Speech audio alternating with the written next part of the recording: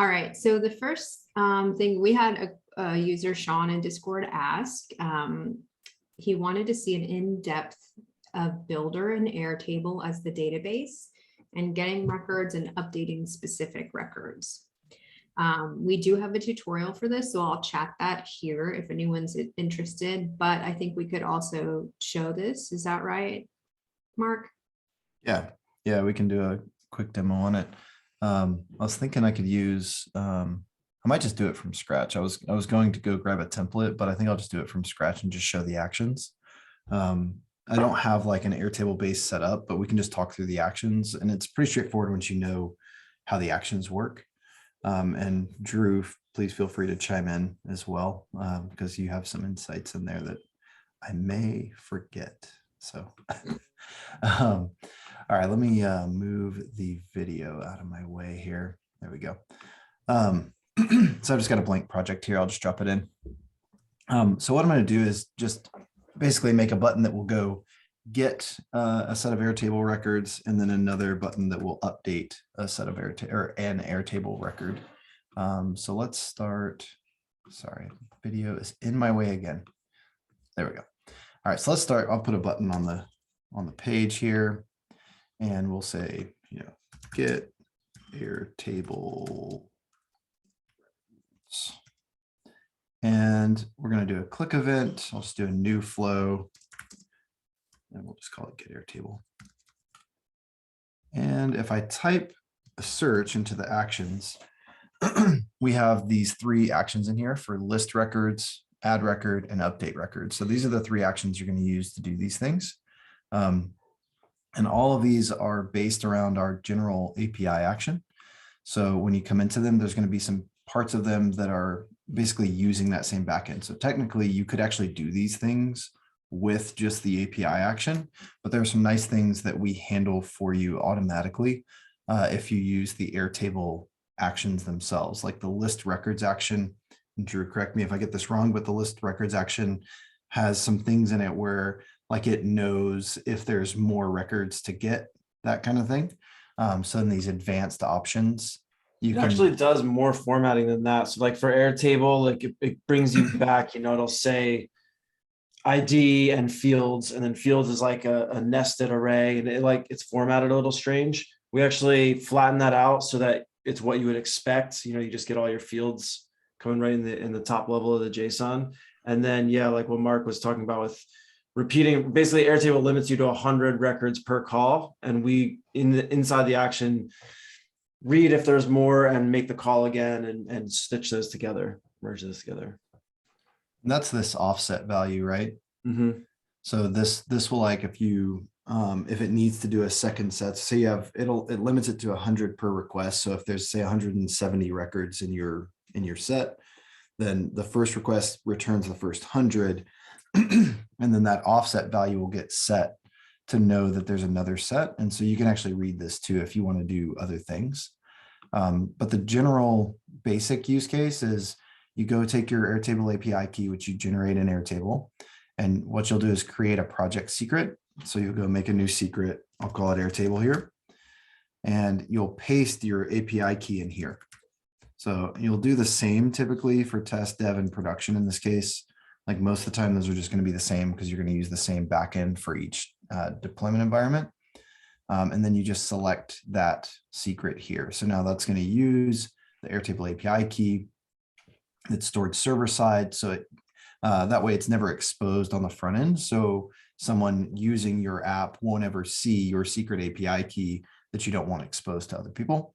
And then you just paste your base ID here, paste your table name here. And that's basically all the settings we need at a minimum to go get all the records and bring them back from that table. And then you'll typically set them into a grid. So I would put a grid list element on here like this. And I would probably do, like, I'll drop a row page over here. And so we'd have over here on the grid list, we'll select that row page. So now what we're going to do is when we get the Airtable records, we're going to select that grid. So what will happen is now whenever the whenever it goes and gets the records, it's going to set those records into here, and each record will be represented by this. And what's nice about it too, because we bring in the Airtable field names, the column names, you can actually come into this side and go to, for instance, the data tab here and change this to come from a variable and just enter the name of the field from Airtable. So whatever the Airtable field name is, let's say it was Airtable field name like that. It might actually, it's usually something like name, right? And so whatever the name is, what happens is whenever the data gets set into here, it's going to automatically bind to that variable name value and have the data displayed properly. So from a get perspective, just setting the data into the grid and displaying it, that's all you're going to have to do. If I remember correctly, there is one setting difference for images because of the way that Airtable returns them. It's a little bit different, and I don't have the syntax. We fixed it. That's Oh, part we of did? what we do when we flatten the array. Perfect. Part of what we do is we take Airtables. They give you something, you know, more complicated for an image. We just flatten it out to be just the image SRC, basically the source. Perfect. So this would still be just field name then. Yep, So this would just be the like image. Yeah, if it's an image column, then it'll work in that image. Yep. Perfect. Yeah. Basically, Airtable returns it like as a nested JSON. And so it sounds like what Drew ended up doing was parsing into that JSON automatically as part of the response. So we just take it and handle it now. So that's really all you have to do a setup like this for getting the data and setting it in. And then in terms of updating the data, let's just say we have an input here. So we'll do, I'm gonna change this to be more than just a display row. We're gonna put a text input on here. And I'm gonna go ahead and I would do the same thing where I would say this comes from the name. And then on this button, we'll say update name. So basically what this means is that now the name of each item would show up in this field by default because we have the data bound.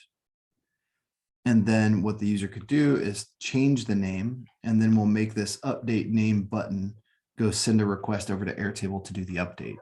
So on click of that, I'm going to make a new flow and we'll say update name or update record. It can be whatever, you can update a set of fields. If I type Airtable again, we're going to go update record here. Same thing, we'll need to select our API key, we'll enter our base ID, we'll enter the table name, and then we need to know which record ID to update. So this is important to set properly, obviously, because it has to know which one. And whenever you set the data into a grid like this, or if you open a record into a page, it is going to carry those variables across. So you do have access to those. And Drew, can you help me out here? I think it's just ID, right? Isn't the variable value just ID? Yeah. So all you should need to do here is type variable name ID, and that's going to automatically get the record context from the current row that it's in or the current form that it's in, whatever you opened up. And then you need to do a field mapping here. So in this case, I would say the field name is name, and the value that I want to retrieve for that is in that text input. So now whenever the user clicks this button, it's going to update the current record, the local record ID, with the new value that was entered into that field. And that's the whole process of updating. If you had multiple fields on here, you could change that to do more than one by adding another field. So if you did image and you maybe made this an image uploader instead of just an image display, and then you would select your image uploader from here. So whatever you need to update, you can make a whole form. So you have a bunch of things on there, or you can just do, you could also do actions that update one at a time. So like you could set on change here, update the name instead of having a button at all. So we just delete the button. And as the user changes the things on the form, it's going to go and send a request. So I would remove this. I only want to update the name. And then I would make another action for each field. And in that way, you can literally just like, as they change things on the page, it's just updating the record in Airtable. Can we think talk that's, about mhm. any known, sorry, Mark, can we talk about any known limits? Like, are there any sort of limits? I know that you mentioned 100 records, but is there anything else? Like, for example, updating fields? I know that there's Yeah. like current limit with the JSON, which is like the way that those things are stored. So could you walk us through some more info on that so people know what to watch out for? Yeah, so this is in the Builder side. It's not anything to do with Airtable, but inside of the fields, there's a limit on these field mappings that we're working through. It's something that we need to resolve. But basically, there will come a point where you've entered so many of these, and it depends on what you select there. It's somewhere between like 6 and 8 field mappings, somewhere along those lines. So if you're going to do like an entire form, you might need to do 2 update record actions if you have, say, 15 fields or something like that. One that sends the first set of fields and the second one that sends the second set of fields. And that's something on our side. It's not something in Airtable's side, and it is something we know about and are working on.